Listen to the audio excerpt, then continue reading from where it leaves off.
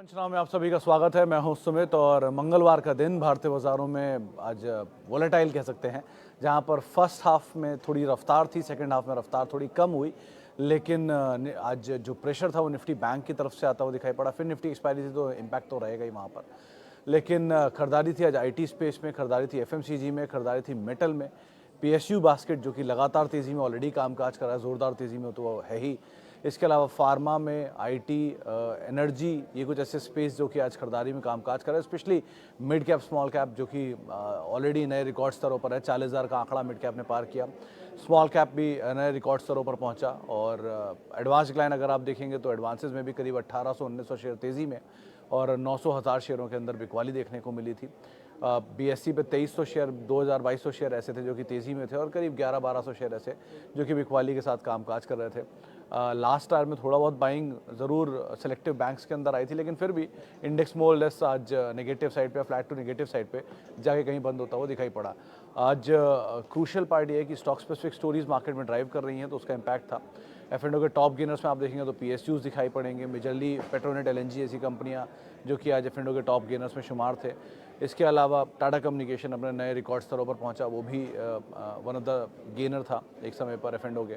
इसके अलावा कुछ और अगर नामों की बात करें जहां पर एफ&ओ में अच्छे मूव आते हुए दिखाई पड़ रहे थे, तो उसमें सेलेक्टिव एनबीएफसी स्पेस के शेयर थे। जी एंटरटेनमेंट था जो कि आज 2.5-3% के आसपास की तेज़ी दिखा रहा था, यहाँ पर कुछ हद तक खरीदारी बनते हुए दिखाई पड़ रही थी। जुबिलेंट फूड आज का स्टार परफॉर्मर था, करीब 6 से 7% की तेज़ी वहाँ देखने को मिली और वो शॉर्ट कवरिंग के ट्रिगर पे वहाँ पर भी अच्छी खरीदारी थी और 530-535 ये क्रूशियल जोन्स के आसपास वो पहुँचता हुआ दिखाई पड़ा। तो वहाँ आप मूव आया तो डाइवर्सिफाइड स्पेस में बाइंग थी और पिकअप आ रहा है बेसिकली उन स्पेस में जहाँ पर फेस्टिव डिमांड का एक इम्पैक्ट आता हुआ दिखाई पड़ सकता है। तो फेस्टिव से पहले इन एरियाज़ के अंदर आज थोड़ा बहुत पिकअप देखने को मिला, लेकिन जो ज़ोरदार तेज़ी है वो मिड कैप स्मॉल कैप के अंदर है और एक अच्छी खासी बढ़त के साथ वो इंडिसेस ऑलरेडी कामकाज कर रहे हैं। लगातार 7वां सत्र जबकि मिड कैप स्मॉल कैप के अंदर खरीदारी आज आपको आते हुए दिखाई पड़ेगी।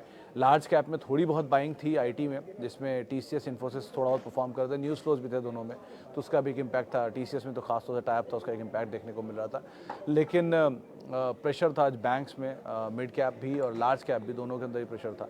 लेकिन रेलवेज, डिफेंस, सीमेंट में जेके सीमेंट जैसे शेयर जो कि एफ&ओ के टॉप गेनर में थे, सेलेक्टिव शुगर, पेपर, ये कुछ ऐसे सेक्टर थे जहाँ पर खरीदारी थी। इवन रिटेल एंड टेक्सटाइल्स जहाँ पर भी थोड़ी बहुत खरीदारी बनते हुए दिखाई पड़ी। तो ब्रॉडर मार्केट्स में खरीदारी है और कॉशियस स्टांस अपना कंटिन्यू रखिए, क्योंकि ऑलरेडी बहुत बड़ी तेज़ी इंडेक्स में देखने को मिली है, तो उसके हिसाब से ही आप यहाँ पर अपनी रणनीति बनाएंगे। चलिए अब सवाल जवाब का सिलसिला शुरू कर लेता हूँ और बातचीत कर लेता हूँ फेसबुक और यूट्यूब पे जो सवाल आ रहे हैं उनको लेकर। पहले फेसबुक के सवालों पर नज़र डाल लेते हैं। सबसे पहला सवाल जो मेरे पास आया है उसमें,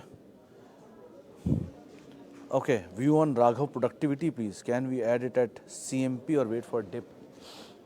सर 2-3 चीज़ें। पहले तो ये एसएमई थी जो मेन प्लेटफॉर्म पे आई है और बहुत एग्जॉर्बिटेंट गेन दिखा चुकी है। तो 30-40 रुपये का एसएमई का आईपीओ था, फिर वो 1200 रुपये तक गया और अभी 8 तारीख को शायद इसमें एक बोनस एडजस्ट हुआ है 1:1 का। तो उस बोनस के बाद अब वो 500 रुपये, 550 रुपये के आसपास काम काज करे। तो ये पहला पार्ट है। दूसरा, ये कंपनी जयपुर बेस्ड है और इसका जो प्रोडक्ट है वो बहुत यूनिक है, उसका नाम मैं मिस कर जाता हूँ, आर से नाम है वो, उसमें वो कंपनी काम काज करती है जो बेसिकली एलिमेंट्स जो होते हैं उनके इनपुट प्रोडक्ट्स प्रोवाइड कराने के लिए इस कंपनी का कामकाज। सेमी कंडक्टर के लिए भी कंपनी कामकाज कर रही है, उसके इनपुट प्रोडक्ट्स में बेसिकली कंट्रीब्यूट करती है। एक्सपोर्टर है मेजर, और दूसरी जो राइवल इनकी वो टाटा ग्रुप है जो कि इसमें रिफ्रैक्टरीज में बेसिकली कामकाज करती हैं।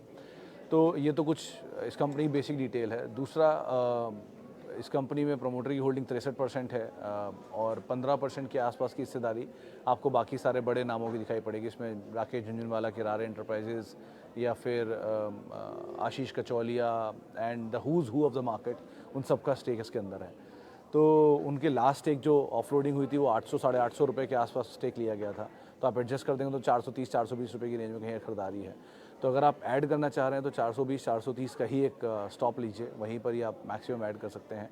टाइम देंगे तो ये पैसा बना के देगा। अगर आप इमीडिएटली सोच रहे हैं पैसा बन जाएगा तो चांसेस कम है।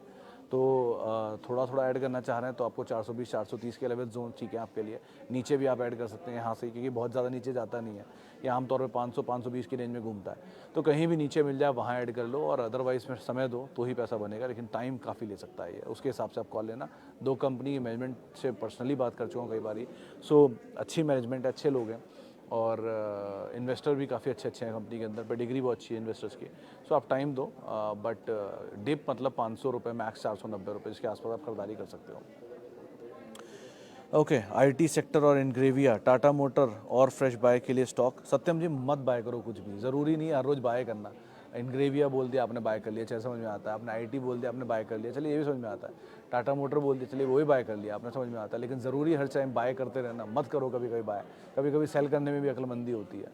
बाज़ार इतना बॉयंट है, मैं ये नहीं कह रहा कि ये बॉयंसी आगे नहीं कंटिन्यू करेगी, लेकिन इसकी बॉयंसी आप ऐसे समझो कि पीएसयू की रैली एग्जॉर्बिटेंट है, लेकिन कोई ये देखने को भी तैयार नहीं है कि पीएसयू में कौन सी कंपनियां प्रॉफिट मेकिंग, कौन सी कंपनियां लॉस मेकिंग है, कौन सी कंपनी में डिविडेंड ही नहीं आया कभी, कौन सी कंपनी में प्रमोटर की 90% होल्डिंग यानी कि सरकार की 90% होल्डिंग है और वो चले जा रहे हैं। एसटीसी, एमएमटीसी, एसटीसी ने कभी धंधा नहीं दिया पिछले 5 साल में, कोई रेवेन्यू नहीं है। एमएमटीसी ऑपरेटिंग लॉस में पिछले 12 सालों के अंदर, या 12 क्वार्टर तो मैंने देखे हैं एटलीस्ट। आईएफसीआई प्रॉफिट नहीं, एचएमटी प्रॉफिट नहीं, लेकिन फिर भी ये शेयर चले पड़े हैं। तो आप इस तरह की कंपनियां, स्कूटर्स इंडिया, कोई प्रॉफिट नहीं, कोई रेवेन्यू नहीं, लेकिन चले जा रहे हैं। सो थोड़ा थम लो, थोड़ा, ऐसा कुछ ज़रूरी नहीं है, बाजार भागा नहीं जा रहा है कि आज ही सब कुछ ले डालना कल कुछ नहीं मिलेगा। कोई मौका छूट भी गया तो फिर दोबारा नीचे मिल जाएगा, फिर ले लेना। लेकिन प्लीज़ थोड़ा सा चेक एंड बैलेंस कर लीजिए, बहुत ज़रूरी हो चुका है इस समय सिस्टम में चेक एंड बैलेंसेस को रखना। कुछ भी लेना ठीक नहीं है। तो कुछ नीचे मिले, UPL is bet, is a good bet, आप देख सकते हो उसको अगर लेना चाह रहे हो तो। But stay with the leader, stay with the heavy weights, ताकि जब बाजार घूमेगा तो वो आपको पैसा बर्बाद ना करें आपका। और अगर आप जो टूटे हुए हैं ऑलरेडी, वो बहुत टूटेंगे नहीं, हैवी वेट जो टूटे हुए हैं, मिसाल तौर पे टीसीएस, इन्फोसिस, मिसाल तौर पे यूपीएल, इस तरह की कंपनियां जो ऑलरेडी टूटी हुई हैं और हैवी वेट हैं, तो ये अगर टूटेगा ही बाजार तो बहुत नहीं टूटेंगे। लेकिन थोड़ा सा चेक एंड बैलेंस करके चलिए, अभी ज़रूरी नहीं कुछ भी लेना। Okay, RailTel long term view. Sir कोई भी पीएसयू लॉन्ग टर्म का व्यू आप आज अगर एंटर कर रहे हो तो आपकी जो प्रोबेबिलिटी ऑफ गेन है वो ऑलरेडी बहुत बड़ी मिस हो चुकी है। सो इस समय पर आप एंटर कर रहे हो स्टोरीज़ को देख के, रेलवे की, डिफेंस की, या पीएसयूज़ की, तो हर तेज़ी में ये स्टोरीज़ आती हैं और ऐसी ही स्टोरियों पे चलते हैं। एनबीसीसी, इवन एमएमटीसी, इवन मतलब बीएचईएल, ये सब ऐसी स्टोरियों पे ही चले हैं पहले भी और आज फिर। सो मतलब कॉशियसली स्टांस रखना। और अगर आपके पास पैसा में बन रहा है, RailTel, IRV, IRFC, RVNL and who's who जो भी सिस्टम में है, बीईएमएल, बीईएल, इन सब में, तो एटलीस्ट अपना कैपिटल निकाल लेना। उसके बाद बाकी बची हुई रकम के साथ आप भले पूरी लाइफ बने रहो, कोई दिक्कत नहीं है, लेकिन एटलीस्ट कैपिटल प्रोटेक्ट कर लो, वो पहली प्रायोरिटी होनी चाहिए। आपको अगर नहीं पता तो एनबीसीसी के उन इन्वेस्टर से पूछो जिन्होंने सन 2010 या 11 या 12 में इसको लिया था। करीब 120 रुपये पे एनबीसीसी घूमता था, 110 रुपये के भाव पर, एडजस्टेड दाम बता रहा हूँ, 110 120 रुपये होता था। वो टूट के आज 40 रुपये 30 रुपये तक दिखा दिया, और उसके बाद घूम गया 70 रुपये आ गया। तो सबको लग रहा है कि बहुत अच्छी तेज़ी आ गई, बहुत अच्छी रैली है, तो अभी भी उनकी खरीदारी से आधा ही हुआ है। सो ऐसा नहीं है, तो थोड़ा सा कॉशियस स्टांस रख लीजिए, वो ज़्यादा बेटर है। एटलीस्ट कैपिटल प्रोटेक्ट कर लीजिए, पहली प्रायोरिटी वही रखिएगा। बाकी आप फ्री के चेयर हैं तो पूरी ज़िंदगी बने रहो, कोई दिक्कत नहीं है। ओके, आगे बढ़ते हैं और बात करते हैं ग्रेफाइट इंडिया अगेन। सर श्रवण सर, ये ग्रेफाइट एंड एचईजी दोनों इलेक्ट्रोडी कंपनियां हैं, और दोनों में ही स्टोरीज तब डेवलप होती है जब कमोडिटी साइकिल ऊपर की तरफ जाती है। मेटल में मेजर यूज़ होते हैं इनके, तो जैसे ही मेटल चलेगा तो उसके बाद ग्रेफाइट और इलेक्ट्रोड में खरीदारी आती है। तो इनमें सबसे अच्छी कंपनी वैसे पीसीबीएल है तीनों में, फिलिप्स कार्बन ब्लैक, लेकिन फिर भी कार्बन ब्लैक में फिलिप्स कार्बन ब्लैक। और अदरवाइज अगर इलेक्ट्रोड में जाना चाहते हो तो ठीक है, मोमेंटम बेस्ड है, मोमेंटम मिल गया तो निकल जाना प्रॉफिट बना के। इस समय तो कुछ भी चल रहा है तो आपको कोई मेरी बात समझ में नहीं आएगी, लेकिन जब बाजार नीचे आएगा तब ये बात ज़्यादा रिलेवेंट लगेंगी। सो अभी के लिए तो ठीक है, बने रहो, बस स्टॉप लॉस ट्रेल करते रहना साथ साथ अगर आपके पास है तो। और नया है तो लेने की कोई ज़रूरत नहीं है। Stick to leaders, stick to those leaders जो बहुत गिरे हुए हैं। जुबिलेंट फूड में से एक था जो लीडर है अपने स्पेस का और टूटा पड़ा था। तो आज वो शॉर्ट कवरिंग आ गया उसमें। सो ऐसा कोई भी लीडर, या इवन IRCTC, जो मैं कभी नहीं बोलता IRCTC जैसी कंपनी, उसको इसलिए बोल रहा हूँ कि लीडर है एटलीस्ट अपने सेक्टर में और टूटा पड़ा है, तो बहुत ज़्यादा यहाँ डाउन साइड रिस्क लिमिटेड है।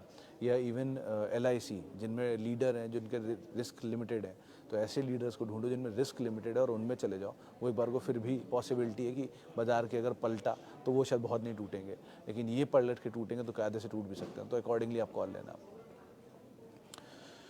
ओके, वापस चलते हैं कुछ यूट्यूब के सवालों के ऊपर भी, जहाँ पर सर इस वीक में किसको बाय करना चाहिए, टाइटन, M&M, JFSL में से? सर इस वीक में शिवांग जी अगर आप पूछ रहे हो तो मैं ये अज्यूम कर रहा हूँ कि आप लॉन्ग टर्म के लिए ले रहे हो। ये वीक के लिए अगर आप ले रहे हो तो मैं इन तीनों में से किसी में सलाह नहीं दे पाऊंगा, मेरी कैपेसिटी नहीं है इंट्राडे ट्रेडिंग या BTS या डेली ट्रेडिंग के हिसाब से।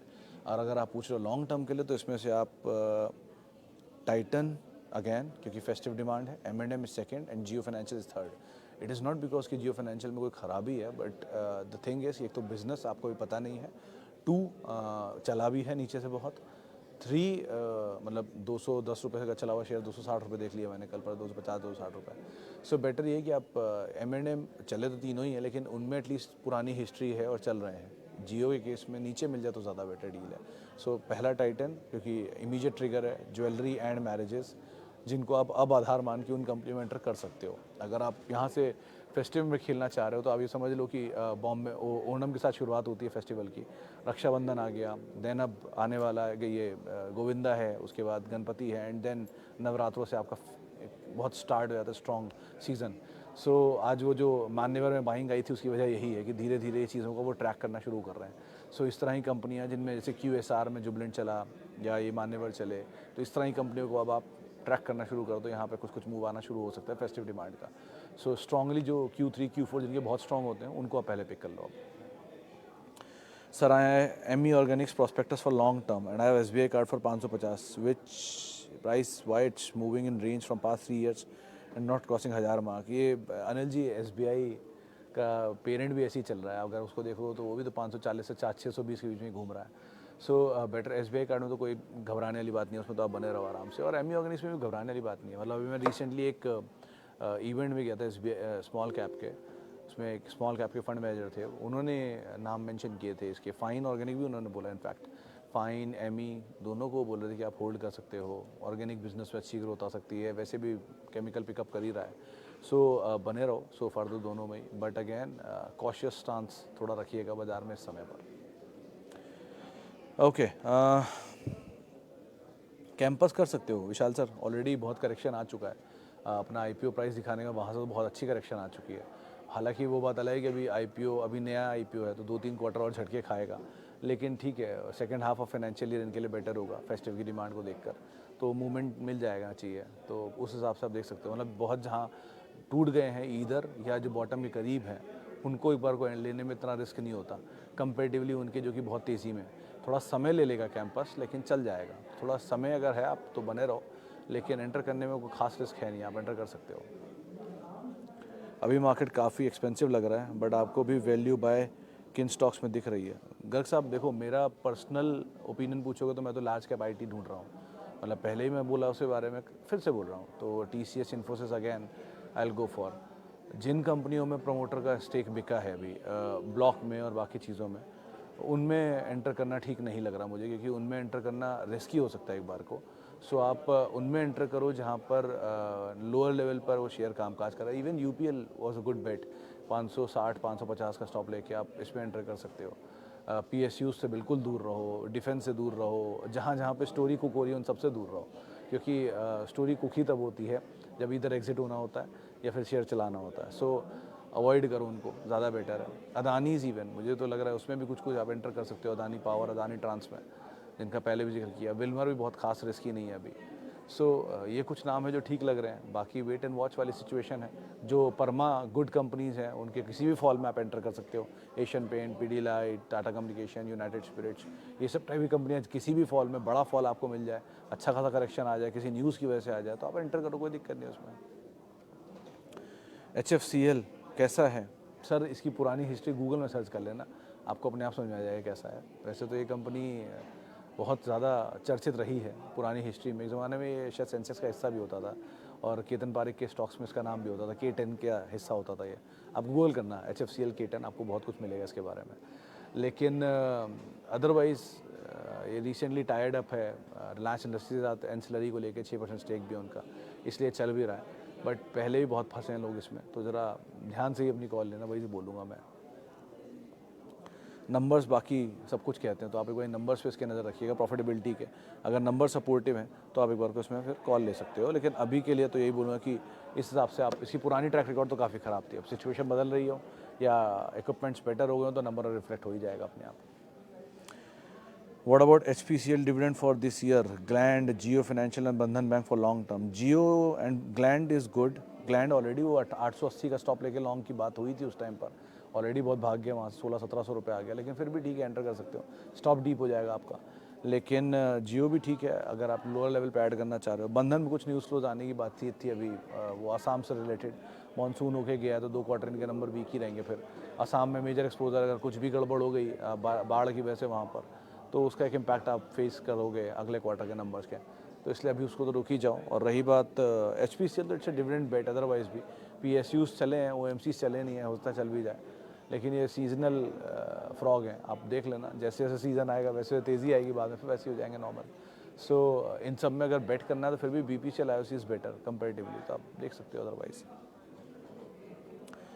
Okay, NMDC and Tata steel for long term from metal. Tata steel is good. Prasannajit sir बस भागा बहुत है, 140 रुपये आ गया और नए हाइस पर ही ऑलरेडी सेक्टर कामकाज कर रहा है, तो अगर कोई डिप मिले तो इज़ गुड।